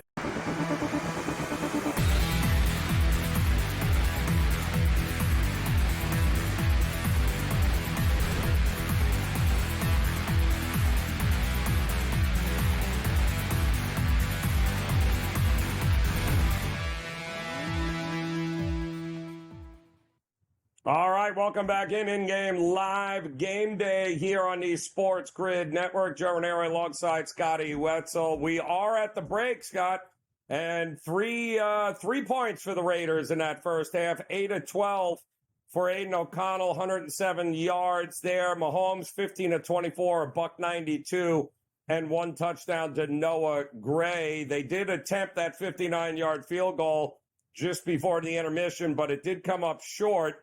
But not exactly lighting each other up offensively in this one here, Scott. And in-game total, is that maybe a second half under, or do you think the offenses get it going in the second half here? It can't be any worse than the first half for the Raiders, right? 3 points. So, Chiefs historic, under second half. If you want to go 30, it's 33 and a half, and you got 13, so you need 3 touchdowns, basically, right? 21 points, 20 points. Yep. Are you going to get 3 TDs? You might get another field goal maybe out of the Raiders. I don't know if you're going to get unless it's an oh-by-the-way touchdown, you're going to get 3 TDs. I still think we're going to end up getting around 40 points when everything is said and done. But it may take a goof, it may take a special teams touchdown or, defensive touchdown, something to kind of kickstart the team. If you got the props with Kansas City, it's good because, it's still a competitive game, 10-3, so no reason to call off the dogs or anything crazy like that. So I would look towards the Mahomes props and figure he's going to keep on passing, 24 pass attempts. I told you at the beginning, I think the guy's going to end up with about 40 attempts. So he's well on his way past the 33.5, which is his pregame total, and the 255.5 passing yards. So unless, injuries happen, he's going to hit those. So, but that's where I would look, Joe. I don't think they're going to go in there and say it's broke. Let's do something different. I just think they're going to say, all right, we just got to, execute a little bit better. I think the game plan is to throw the football. So I know it's chalky. It's Mahomes, but I would go back to Mahomes. He's got 182, and they're giving you basically 100 second half, 295.5. I think he throws for 300 today. 19.5 is the second half total points there, Scotty. So 19.5 would go. Are we getting 3 touchdowns is my question. Right. And if that's the case, the second half Chiefs total, 12.5. So legit, are we getting 2 touchdowns by the Chiefs, right? That's where I would go. 12.5. I mean, yep. It sounds so little, right? 2 TDs. I mean, the Chiefs used to do that in 5 minutes, right? But now you got to realize, well, they only scored 13, or 10. What I'm saying, only 10 in the first half. What makes you think they're going to score 12? But then I take a step back and say, well, wait a minute. So if they don't hit this total, that means they're not going to get to 22 points, 23 points against the Raiders in a close game. Where you figure you need to score some still here. I like, that's not a bad bet. I like that a lot, over 12.5. Yep. I don't hate it at all, Scotty, at all. I think that's not a bad way to go there. All right, so that game is at the break here. We'll keep an eye on that when that gets back. We do have an update here in college football as, we can probably forget the under at Ole Miss, Mississippi State, as Mississippi State has now answered Ole Miss with a touchdown of their own. So that is 14-10 now, Scotty, as it appears neither defense is interested in stopping either offense here. 24 points already, Scotty. We still have the entire second quarter to go in that one there. 21-14, Texas State over South Alabama. In-game total 72.5 in that one. By the way, the in-game total, Scotty, 73.5, Mississippi State and Ole Miss. Something's got to give there. Are we getting? Wow. I mean, wow. That's crazy, right? Unreal. I mean, listen, you're on pace for 96 right now. That's not going to happen. Correct. But, I will say, as long as Mississippi State continues to score, then obviously, Ole Miss has to score. So, and doesn't look like they haven't been stopped yet, Mississippi State. Although first possession, they threw an interception. So they just got it locked up. Every Saturday we do this, Joe, and there's always one or two games that it's just craziness, and these are the type of games where two teams, not necessarily playing for nothing for Ole Miss. Like you said, there's an outside chance they would still get in, but for all intents and purposes, it's basically done. So no caution to the wind. Fake punts, fourth down, 4th and 7. Yep. Who needs to punt? Let's just go for it. You get that kind of philosophy, and there's more interest in offense than there is defense. So I think, much as I don't like betting overs in games that are 60 or more, this has got 55-30 written all over it. It just does. So I think I'm going to go with the over. It really does. Repost it. It really, really does there, Scotty. It just feels like there's always going to be that one game where just you can't bet over enough because get ready. They're just neither defense doing anything to stop the other team there. NHL, real quick, you got the Sabres and Vancouver knotted at 1 apiece. Devils and Red Wings knotted at 3 apiece. Blue Jackets 3-0 over the Flames. 2-2 Islanders and Capitals. 2-2 Lightning and the Predators. And now Carolina has gotten it a little close here in a second, Scotty. 3-2 in that one. Also, the Kraken and the Sharks, 3-2 in the second there. 1-0 Ducks over the Kings. I'm looking at this Panthers-Hurricanes game and going, wow, 7.5 is the total. My goodness. It doesn't feel – we got 5 goals already here in 2 periods. Feels like we can get 3 more, maybe even overtime, Scotty, before it's all said and done. Yeah, we're getting a ton of goals today, Joe. I mean, you look at the games. I always say, man, no one plays defense on Friday, Saturday nights, and we may throw Saturday afternoon in there as well. I mean, you got 5 in that game in the second period. You got 6 in the Devils game, second period. You got 4 in the Tampa Bay-Nashville game, second period. 4 in the Islanders, second period. I mean, these are all on pace for overs. I like that 7.5. Devils one is 8.5. I don't know if I would go there or not, just because you got to lay the minus 205. Maybe wait until that gets to the end of the second period and then maybe be a little bit more manageable, like minus 140, 130 or so. Otherwise, I would say, yes, we'll probably get 3 more goals in that one as well. I like Vancouver coming into tonight. And it's 1-1 after 2, laying a little bit at Buffalo, minus 136. But they're 8-2 on the road this season. I'll go back in on Vancouver with that one. I'm with you. I like that one, too, as well. I'm going to tell you on that one against Buffalo. The NBA, just a startling turn of events here. We had mentioned it to start the show, Scotty. Only 1 game underway, but we had mentioned the Atlanta Hawks are healthy, and they're healthy for the first time, and you mentioned it. They were healthy enough to be able to beat the Cavs on Wednesday night. So now what happens? Well, they got the Cavs again tonight, or today, rather, and what are they doing? They're beating the snot out of them, Scotty. 104-92. The Hawks are up with 5 minutes to go. They're laying 10.5. 220.5 is the total. Yeah, this is a different-looking Hawks team once they have their full complement of players. Yeah, it really is. And to me, it's also an anti-Cleveland thing, Joe. I mean, you always have the doubts about the Cavaliers, frauds, Donovan Mitchell, never gets done in the postseason. It just seems like whenever you buy into them, this is what they do. You know, I have a ticket on them at 8-1 to win this Cup championship, which I thought was like a really good ticket. They were playing great. Put it in like 2 weeks ago. I figured, why not? You want to give me 8-1 with them, right? Now they, might not even win their own division, and who knows what they got going on right now if they lose again. So I do like the over in a game. That I will do. You got nearly 5 minutes left. It's over 221.5. You need about 25 points, but, in an NBA games, 5 minutes, 25 points is next to nothing. So I like that a lot. Give me over 221.5 Atlanta and Cleveland.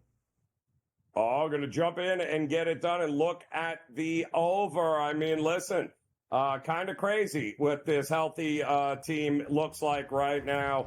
Woo! 9.5-point favorite Cleveland was on Wednesday. Couldn't get it done. Ain't getting it done today either. We'll have more on in-game live game day next year on the grid.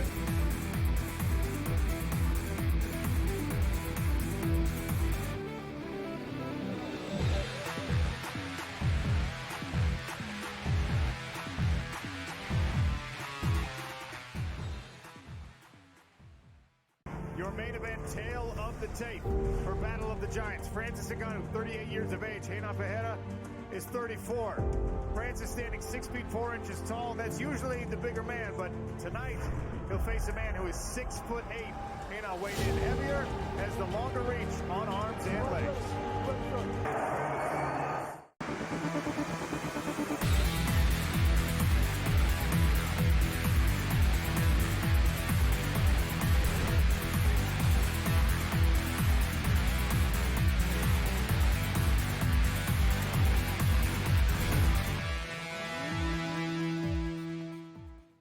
All right, welcome back. In-game live game day here on the SportsGrid Network. Joe Raineri alongside Scotty Wetzel here as we are off and running in the third quarter, Scotty, and Kansas City. The Chiefs are up 10-3. The Raiders got the ball to start the second half. They've moved the chains here, so the drive is continuing, and you just got to wonder... Yeah, can the Raiders keep this thing within one score or not? Because I'm thinking, Scotty, you can probably still get 12 now. 11.5, 12 is still the number, which is what it was. But nothing about this signals to me that Chiefs are running away, winning by multiple scores here. Do you? You get that feeling here? Yeah, no, not really. I thought maybe, that they would really just put lambasting on the Raiders the way they were talking after nearly losing to Carolina. But it's just an indication that this is not the same Chiefs team. That they're finding ways to win. And at this point, it looks like this is going to go down to the wire as well. I mean, it's the Raiders for good. With a, I don't know if you want to call them a backup quarterback, right? But with a know-nothing quarterback, they have no weapons at all on the outside. They can't run the ball either. Defense is halfway decent, but, they just lost to Bo Nix at home and the Denver Broncos. Now they're going toe-to-toe on a short week against Kansas City. Really a disgruntled Kansas City team. So I still like the Chiefs team total over 22.5. They're not going to get 13 points in the second half. I mean, either way, you really can't lose if you bet that with the Raiders, because if the Raiders score, then obviously Kansas City's got to score. And if the Raiders, punt the ball, well, then you're getting the ball back with Kansas City. So, either way, when push comes to shove, I think the Chiefs can do what they want. But this is a team that just has to get motivated, has to get kicked in the face a couple times before they, kind of put it in gear. But that's such a slow, low number, 22.5, 23 points. That, listen, I'd be real surprised if they didn't get that. So that's where I'm going to go, Joe. I'm with you here, Scott. I don't. I mean, I think if you can get double digits now, back to Raiders, who also had another big play, another first down in Chiefs territory. 12.5 minutes to go here with Kansas City up 10-3. Mississippi State, we had said 14-10, 12.5 minutes to go there. Mississippi trying to get a defensive stand somewhere along the line and stop this Ole Miss offense that has gone back-to-back drives with touchdowns. We'll see if they can get that done. And Utah State 16, Colorado State 3, Scott, in Colorado State. You and I keep looking at this line and going, is now the time to jump in on Colorado State? What are you thinking here? Getting 9.5, almost 10? Yeah, team that can get to the Mountain West Championship with a win today and some help is losing against a 3-win football team, albeit 3-3 in conference play. So, but I still, you want to give me almost double digits? I thought the line was weird, being only a 4.5-point favorite. Now that's flipped completely. You know, and you're only midway through the second quarter. This is not even like a second half line. So you've gone from a 4.5-point favorite to now a 9.5-point dog, being down only 10-3 or 16-3 rather. Give me the 9.5. They're not going to lose by double digits at home. They might not lose at all. I'd put a couple sprinkles on the plus 310 money line as well as the 9.5. I agree with you, Scotty. I'm in there with you here. Also, South Alabama tied it up, Scotty, 21 apiece there. Still 4 minutes to go before the break. You and I both kept talking about the over in that game there with a slight nod to the home team, South Alabama here. Stanford 3-0 over San Jose State, and San Jose State is lucky it's that. As Stanford is in the red zone once again. They were in the red zone last possession, and they couldn't punch it in. They're going to have to make another stand here, Scotty. But San Jose State, they just can't get a first down. They can't move the ball, which is absurd at home right now. But it is 3-0 in that one. What were you thinking about this game tonight with Georgia and Georgia Tech? Number 6, Georgia, taking on Georgia Tech in Georgia. I do know this about Georgia, which is always something, you keep in your back of your mind anytime you see them as a big favorite. The key, Scotty, to me with Georgia is always 3 touchdowns or more. If they are laying less than 3 touchdowns as a favorite at home, they're 15-5 against the number. They're actually 49-24 against the number since 2016. So that key number is, listen, anything under 3 touchdowns, they're golden, especially at home, 15-5 against the number. Do we trust Georgia Tech defensively to put up enough resistance to keep this thing within, 17.5, 18, Scotty, somewhere in that ballpark? Yeah, 17.5 now it is. Tech held them to a 1-score game last year. It was fairly close, but otherwise it's been dominated by Georgia, I will say. And Georgia, I'll give you the Georgia Tech numbers here, Joe, that are good. 13-5 against the spread as an underdog under head coach Brent Key. So he thrives in this situation, including last year. Georgia Tech, more wins as a double-digit underdog 5 since 2012 than any other club in college football. I mean, that's a long, that's 12-plus years here. But still, they've had success here. Georgia, as I mentioned earlier, 14 of the last 17 SEC games they've trailed. Now, this is not an SEC game, but it just gives you an indication they don't come out storming all the time. They do fall behind early enough. So, the favorite of 54 straight games is Georgia. I don't think they're going to lose.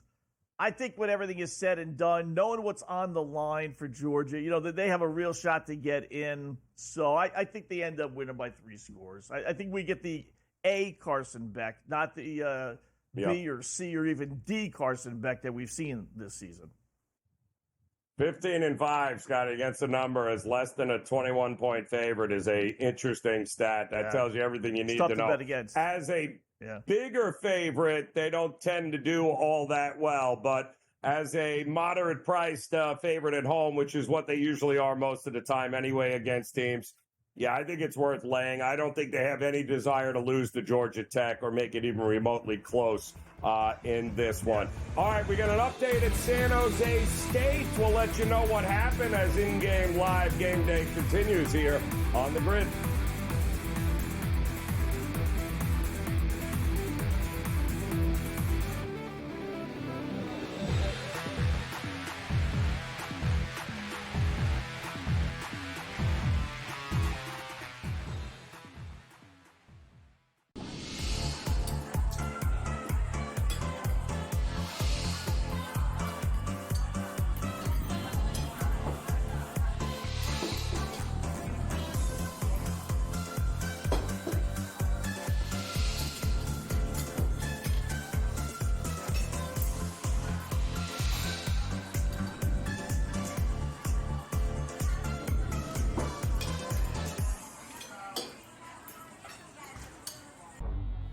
two guys that can do it all. Too much electricity this morning. This is a good time. We're having a lot of fun. I had to do a triple take. Ka-ching! Why? Because of parity. I didn't mean to offend. Yeah, it's not going to happen. Road management is a dirty word. Let him rip. You know what? Circumstances provide the results. What? How do you do this one? Oh, Donnie, you got such a good show there. A network that is booming. The Early Line, only on SportsGrid. The sharpest football contest show in the land, the Las Vegas Football Contest Show, focuses on Circa Sports Million, Circa Survivor, and the Westgate Super Contest, handicapping the games and releasing our contest picks every week of the season. With two former Super Contest winners, Brady Cannon and James Salinas, a former NFL player, Mike Pritchard, and over $1 million in contest prize money won combined, the Las Vegas Football Contest Show will have you prepared this season like none other.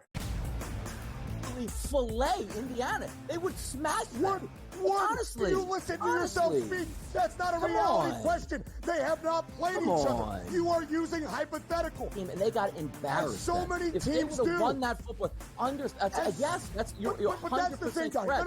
No. Stop. The only argument is Indiana is a decent football team and a product of their environment. The Early Line, only on SportsGrid.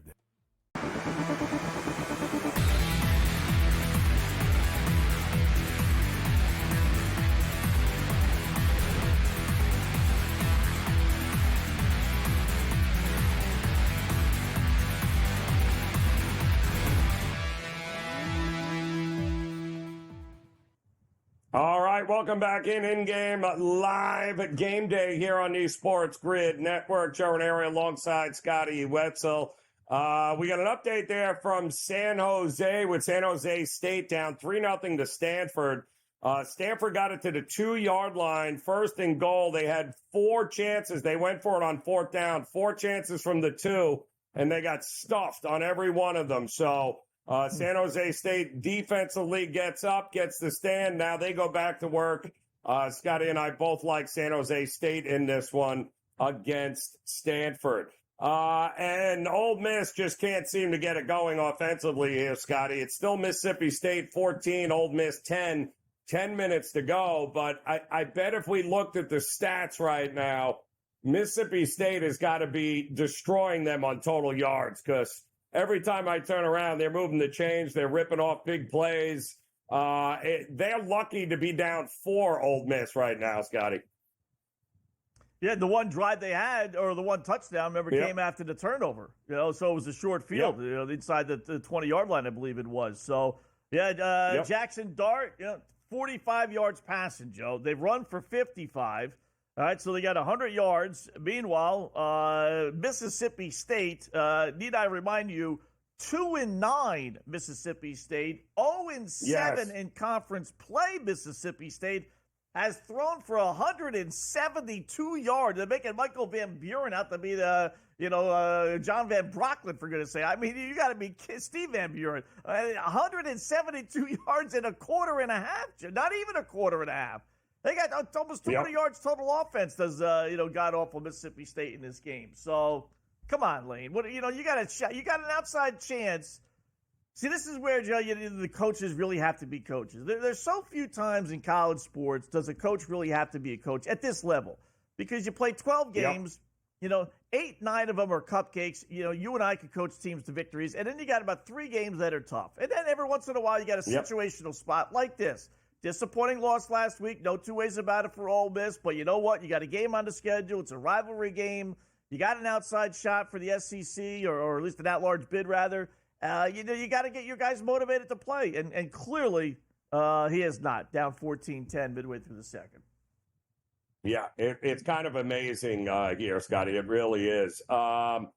We'll keep it posted on that. We do have a update, by the way, in the NBA. That game is over. The Cavs lose to the Atlanta Hawks 117-101, Scotty. Now, with that win, Atlanta, because these are the NBA Cup games.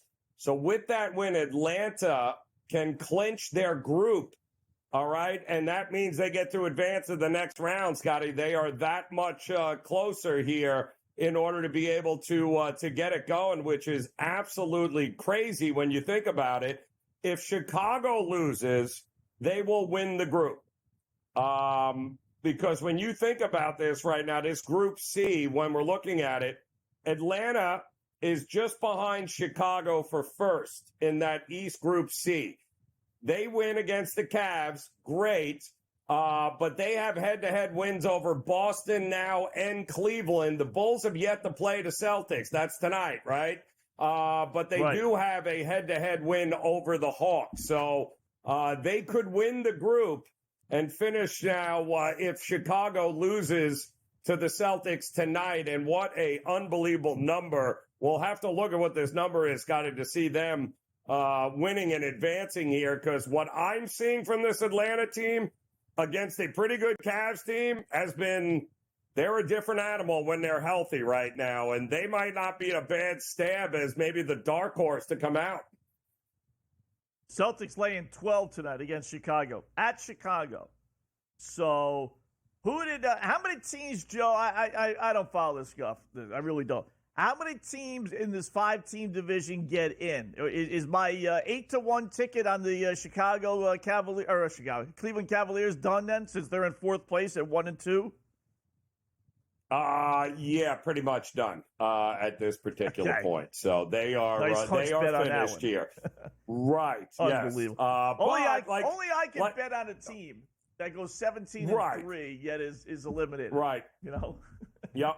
Yes. If they are somehow able to beat the Celtics here tonight, and the Hawks have already beaten the Cavs, they would, because they have the head-to-head win against them, they'll win that group. So Chicago was 13-1 to win the group before the tournament began, which is kind of crazy when you think about it. But a 12-point dog. Oh, my goodness. Does Boston lay an egg? We'll talk more about that in-game live. Game day here on the grid. Yikes.